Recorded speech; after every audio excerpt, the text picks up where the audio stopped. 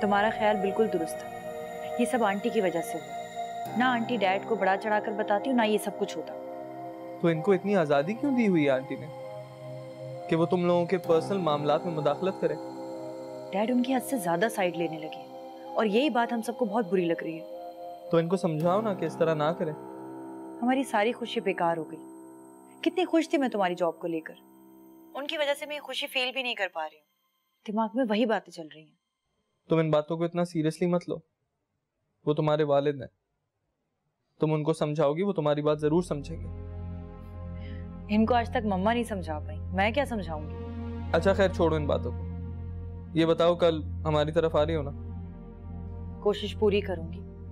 अगर डैड की तरफ से कोई ऑब्लिगेशन नहीं लगी तो जरूर आऊंगी। ठीक है, सी यू।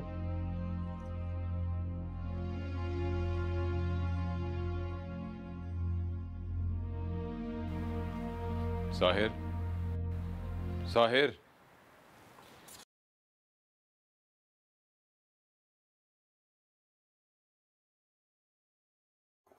सॉरी, मुझे बुला लिया हो तो डैड।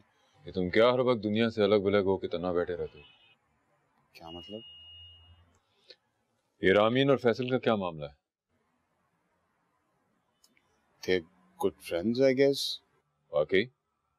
हाँ, और अगर ऐसा है भी तो उसमें कोई बुराई तो नहीं है? बुराई है। वो किसी भी तरह हमारे लायक नहीं है। वो कभी भी हमारे माहौल में एडजस्ट नहीं हो सकेगा। लेकिन डैड, आप मुझसे क्या चाहते हो? मैं चाहता तो डायरेक्ट भी समझा सकता था, लेकिन मैं चाहता हूँ तुम उससे बात करो। तुम उसके भाई हो, दोस्त हो। उससे कह दो कि वो फैसल से दूर रहे, वरना उनको अलग रखने के मेरे पास और भी तरीके हैं। आपने मामा से इस बारे में बात की?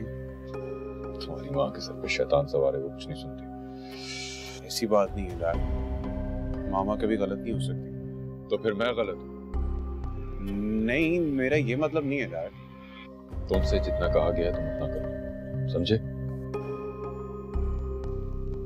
जी डैड।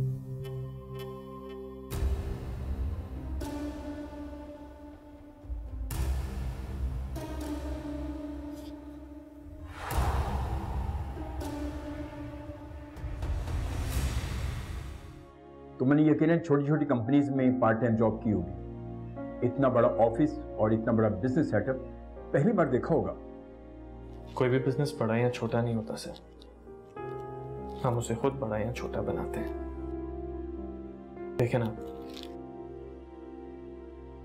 आपका बिजनेस भी आज से पहले काफी बड़ा था, लेकिन अब कितना छोटा पड़ गया। क्या? पर डोंट वरी सर, मैं अपनी पूरी कोशिश करूंगा कि आपके बिजनेस की गिरी हुई साख को संभाल सकूं। तुम संभालोगे? जी सर। कभी कभार छोटे छोटे घर के लोग भी बड़े बड़े काम कर जाते हैं। तुम जा सकते हो। Thank you.